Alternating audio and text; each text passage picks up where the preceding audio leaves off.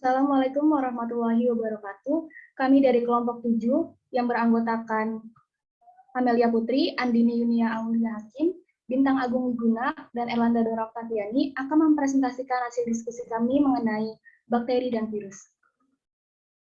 Pokok pembahasan yang akan kami bahas pada pertemuan kali ini terdiri dari 8 pokok pembahasan, yaitu ciri umum bakteri, struktur bakteri, perbedaan bakteri gram positif dan negatif, macam bakteri berdasarkan bentuk, pengertian virus, struktur virus, reproduksi virus, dan macam virus.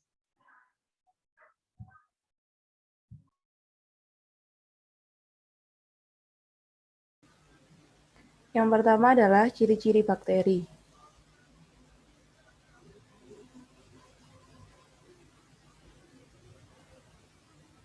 Ciri-ciri bakteri antara lain, 1. Merupakan organisme prokariotik, yaitu organisme yang tidak mempunyai membran inti sel. Yang kedua adalah ukuran bakteri biasanya sangat kecil. Bakteri mempunyai ukuran yang lebih kecil atau bahkan jauh lebih kecil dari organisme lainnya. Yang ketiga mempunyai bentuk tubuh yang beragam. Jika dari wujud penampakannya, sel dari bakteri ini dapat kita lihat seperti basil atau batang, berbentuk seperti bola atau kokus, spirilium atau spiral, dan berbentuk bulat dan batang atau kokobasil. Kemudian bakteri merupakan hidup secara bebas atau sebagai parasit. Selanjutnya, bakteri merupakan organisme ekstremofil. Terdapat ciri umum bakteri yang memang dapat hidup dalam kondisi atau wilayah yang sangat ekstrim, yang mana makhluk hidup lain tidak dapat hidup di dalamnya. Kemudian, ciri bakteri proses sekresi sebagai bagian dari perlindungan. Bakteri dapat melakukan sekresi lendir menuju permukaan tembok selnya. Hal tersebut mereka lakukan sebagai bentuk dari pertahanan diri dan kehidupannya. Kemudian, struktur bakteri.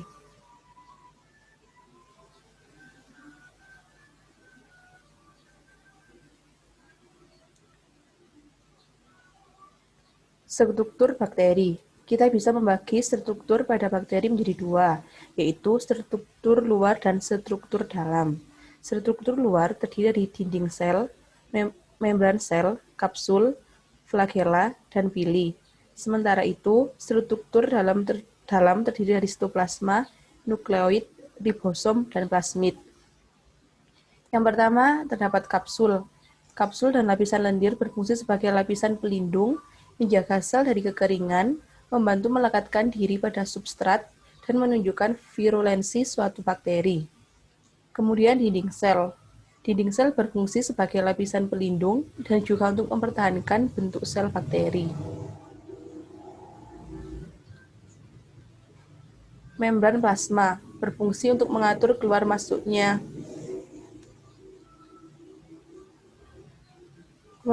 zat ke dalam dan keluar sel bakteri. Kemudian pili untuk membantu perlekatan pada substrat dan penyaluran materi genetik pada saat konjugasi. Kemudian terdapat flagella yang berfungsi sebagai alat gerak. Sitoplasma merupakan tempat terjadinya reaksi metabolisme pada bakteri. Ribosom berfungsi sebagai tempat terjadinya sintesis protein. Nukleoid tempat berkumpulnya DNA kromosomal bakteri. Kemudian terakhir ada plasmid berfungsi dalam rekayasa genetika sebagai vektor yang membawa gen asing yang ingin disisipkan pada bakteri.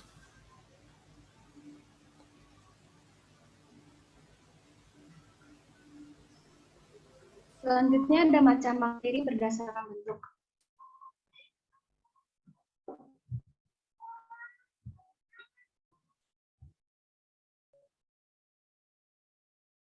Macam bakteri berdasarkan bentuk dibagi menjadi 3, yaitu ada kokus, basil, dan juga spiral. Pertama ada basil. Bacillus merupakan bakteri yang berbentuk batang atau silinder dengan variasi. Yang pertama ada monobasil, yaitu hanya satu atau batang tunggal. Contohnya adalah Escherichia coli, Lactobacillus. Kemudian Diplobasil merupakan batang berkelompok 22. Contohnya adalah Salmonella typhosa. Kemudian ada Streptobacillus, yaitu bergandengan berbentuk rantai. Contohnya adalah Azotobacter dan Streptobacillus moniliformis. Kemudian ada kokus, yaitu bentuknya seperti bola. Yang pertama ada monococcus atau tunggal, contohnya adalah Myrococcus luteus. Yang kedua ada Diplococcus, yaitu bergandengan dua-dua, contohnya adalah Diplococcus pneumonia. Yang ketiga ada Sarcina, yaitu bergerombol membentuk kubus, contohnya adalah Sarcina lutea. Yang keempat ada Tetracoccus, yaitu bergandengan 4 dan membentuk butir sangkar. Yang kelima ada Streptococcus atau bentuk rantai, contohnya adalah Streptococcus thermophilus. Dan yang terakhir ada Staphylococcus, yaitu menggerombol seperti anggur, contohnya adalah Staphylococcus aureus. Dan bentuk yang terakhir adalah spiral atau spirillum, yaitu bakteri yang berbentuk lengkung dan nampak seperti spiral. Yang pertama ada Vibrio, bentuknya itu koma, contohnya adalah Vibrio cholera. Yang kedua ada spiral, yaitu bentuknya lengkung, lebih dari setengah lingkaran, contohnya adalah Spirillum minor. Dan yang terakhir ada Spirocet, yaitu bentuknya lengkung membentuk struktur yang fleksibel, contohnya adalah Spirocet pallid atau Treponema pallidum. Berikut ini adalah bakteri penyebab penyakit yang banyak dijumpai oleh masyarakat.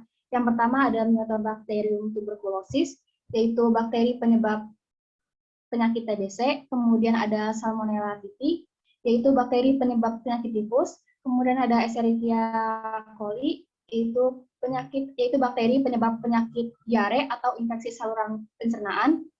Kemudian Vibrio cholera, yaitu bakteri penyebab penyakit kolera. Kemudian ada Clostridium tetani, yaitu bakteri penyebab penyakit infeksi tetanus. Dan yang terakhir ada Treponema pallidum syphilis, yang merupakan bakteri penyebab infeksi menular seksual. Bakteri gram positif dan negatif. Bakteri gram positif merupakan bakteri yang dinding selnya menyerap warna violet dan mempunyai lapisan peptidoglikan yang tebal. Contoh bakteri dari gram positif yaitu Bifidobacterium, Lactobacillus, Staphylococcus, Clostridium, Actinomyces, Arachnia, Propionibacterium, dan Streptococcus. Kemudian ada bakteri gram negatif, yaitu bakteri yang dinding selnya menyerap warna merah dan memiliki lapisan peptidoglikan yang tipis. Contoh dari bakteri gram negatif adalah Aeruginosa, Azotobacter, Influenza, Rhizobium, Leguminosarum, Salmonella typhi, Helicobacter pylori, Neisseria gonorrhoeae, dan Pseudomonas aeruginosa. Berikut ini adalah tabel perbedaan bakteri gram positif dan gram negatif, di mana salah satu perbedaannya yaitu jika bakteri gram positif, bakteri tersebut akan tetap mempertahankan zat warna violet setelah dicuci dengan alkohol atau aseton. Sedangkan bakteri gram negatif tidak mempertahankan zat warna kristal setelah dicuci dengan alkohol atau aseton, dan lain sebagainya.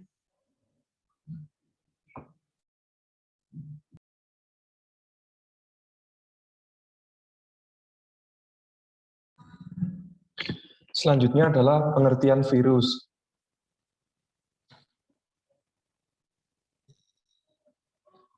Virus adalah parasit berukuran mikroskopis yang menginfeksi sel organisme biologis. Virus hanya dapat bereproduksi di dalam material hidup dengan menginyasi dan memanfaatkan sel hidup yang lain karena virus tidak memiliki perlengkapan seluler untuk bereproduksi sendiri. Dalam sel inang, virus merupakan parasit obligat dan di luar inangnya menjadi tak berdaya. Biasanya virus mengandung sejumlah kecil asam nukleat yang diselubungi semacam bahan pelindung yang terdiri atas protein, lipid, kemudian glikoprotein atau kombinasi ketiganya.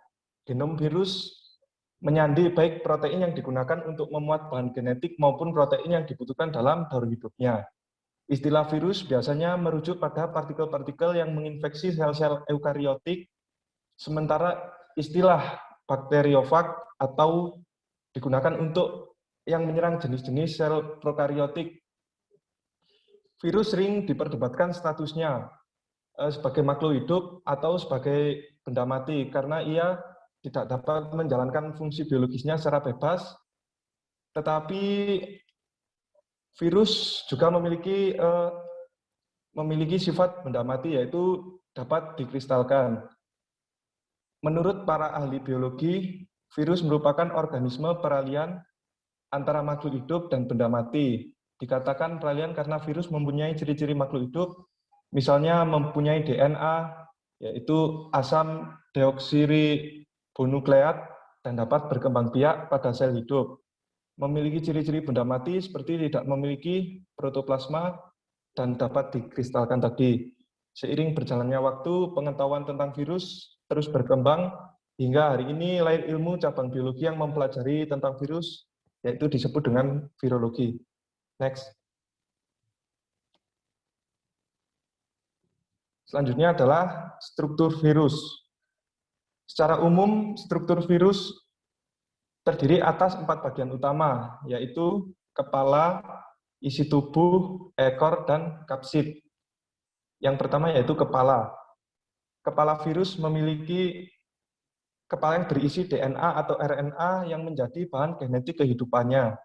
Isi kepala ini dilindungi oleh kapsid, yaitu selubung protein yang tersusun oleh protein. Bentuk kapsid itu sangat beragam tergantung jenis virusnya. Biasanya bisa bulat, polihedral, helix, atau bentuk lain yang lebih kompleks. Kapsid tersusun atas banyak kapsomer atau subunit protein. Yang kedua yaitu isi tubuh. Isi tubuh virus atau biasa disebut virion adalah bahan genetik yang berupa salah satu tipe asam nukleat, DNA atau RNA. Tipe asam nukleat yang dimiliki virus akan mempengaruhi bentuk tubuh virus. Virus dengan isi tubuh berupa RNA biasanya berbentuk menyerupai kubus, bulat, atau polihedral.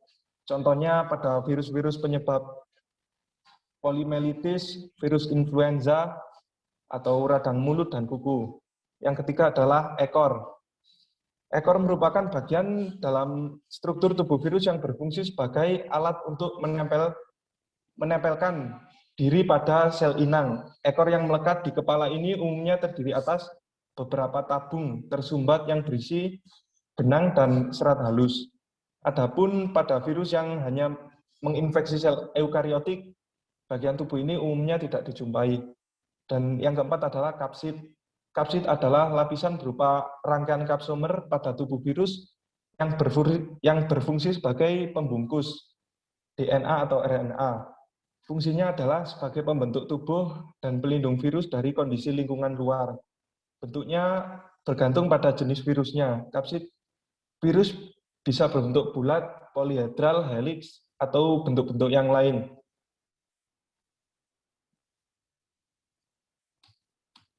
Next. Baik, selanjutnya yaitu reproduksi virus. Reproduksi virus ini terdiri dari dua siklus, yaitu siklus litik dan siklus lisogenik. Selanjutnya.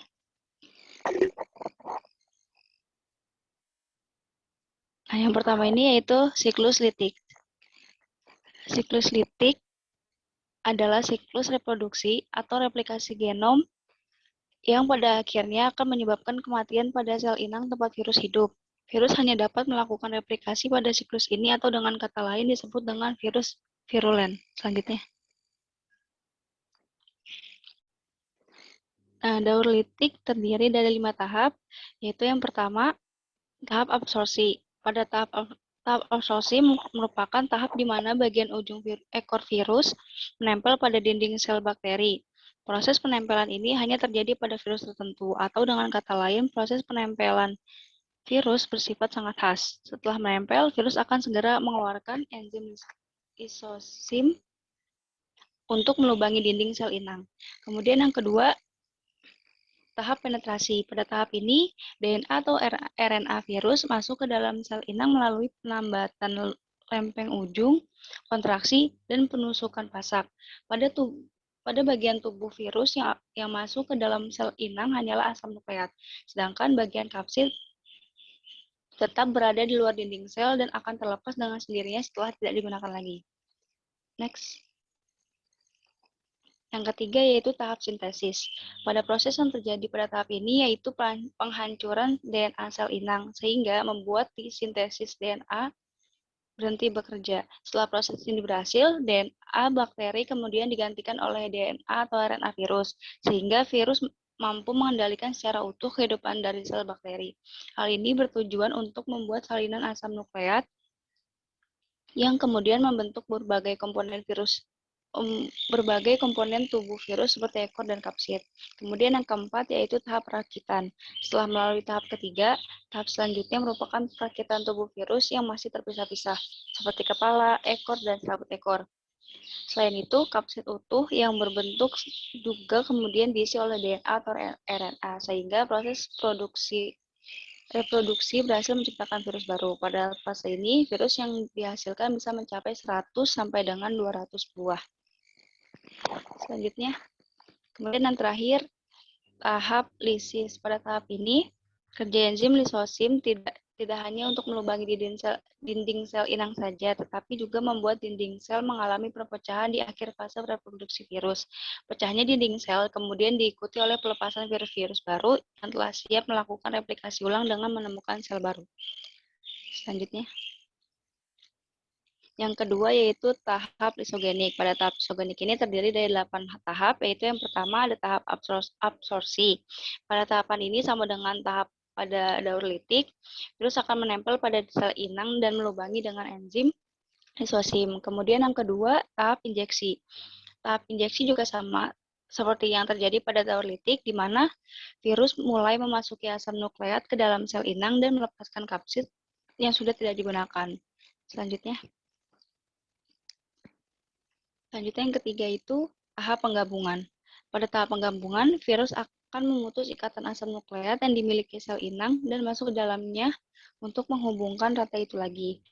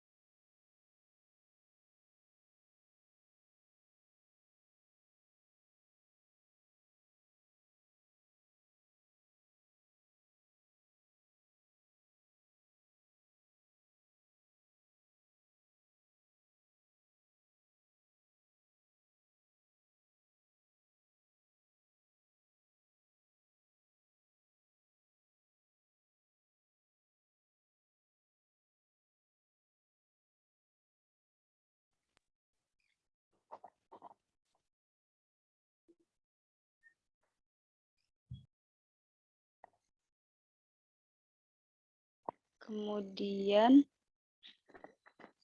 selanjutnya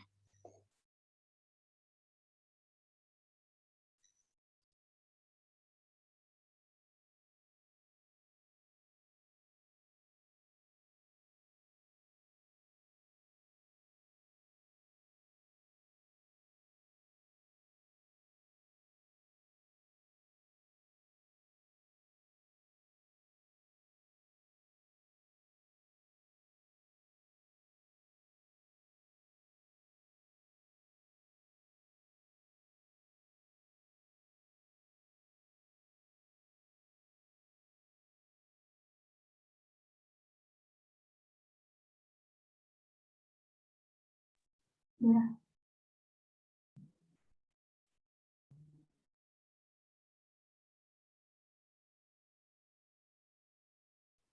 Dora, suara kamu.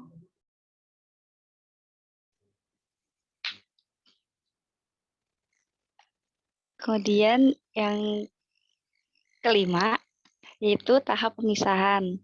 Pada saat kondisi lingkungan buruk, profaga yang semula tenang dan tidak merusak akan menjadi aktif. Hal ini biasanya dipengaruhi oleh keadaan lingkungan sekitar seperti radiasi ultraviolet. Profaga yang aktif akan mulai memisahkan diri dari DNA sel inangnya, kemudian mulai mengambil alih peranan DNA dalam hal sintesis protein. Kemudian tahap sintesis. Sama seperti daur litik, pada lisogenik ini DNA dan RNA dari sel inang kemudian digunakan untuk menggandakan asam nukleat virus banyak mungkin. Selain itu, virus akan menggunakan protein yang terdapat pada sel inang untuk kemudian digunakan untuk menggandakan kapsid. Selanjutnya.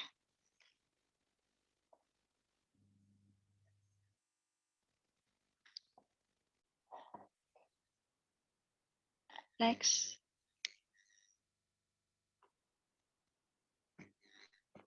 Kemudian yang ketujuh, tahap perakitan. Sama seperti daur litik, pada tahap litogenik akan mulai merakit tubuh mereka. Selain itu, virus akan mulai memasuki asam nukleat ke dalam kapsid yang telah berbentuk. Setelah proses ini selesai, maka terbentuklah virus baru yang telah sempurna. Dan yang terakhir, tahap lisis. Tahap lisis merupakan tahap akhir dari daur litogenik sempurna, di mana virus-virus mulai dibebaskan dari sel inangnya secara eksplosif dengan menggunakan enzim yang digunakan untuk menghancurkan sel inang. Selanjutnya, kemudian jenis-jenis virus. Selanjutnya, virus dibagi menjadi dua, yaitu virus DNA dan virus RNA. Yang pertama ini virus DNA, yaitu virus yang materi genetiknya berupa asam nukleat yang berbentuk rantai ganda berpilin. Di dalam sel inangnya, DNA pada virus akan mengalami replikasi menjadi beberapa DNA dan juga akan mengalami transkripsi menjadi mRNA. mRNA akan mengalami translasi untuk menghasilkan protein selubung virus. Masih di dalam sel inang, DNA dan protein virus mengkonstruksikan diri menjadi virus-virus baru.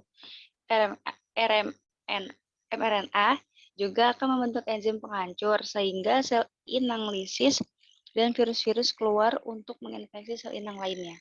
Selanjutnya.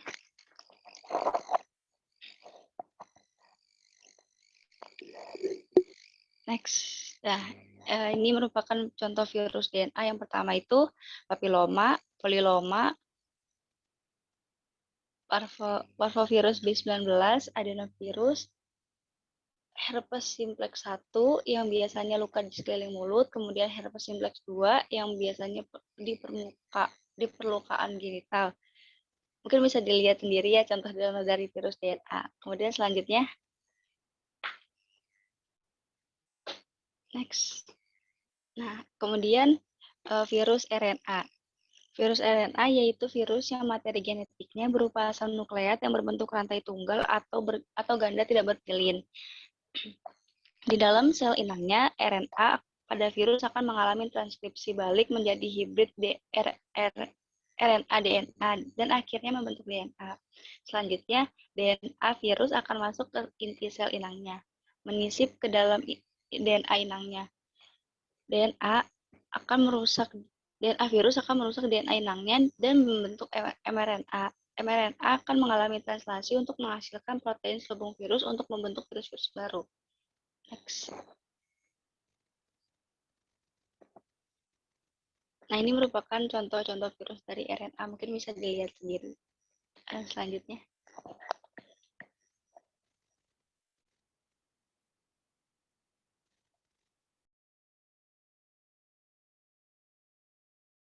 Sekian presentasi dari kami. Wassalamualaikum warahmatullahi wabarakatuh.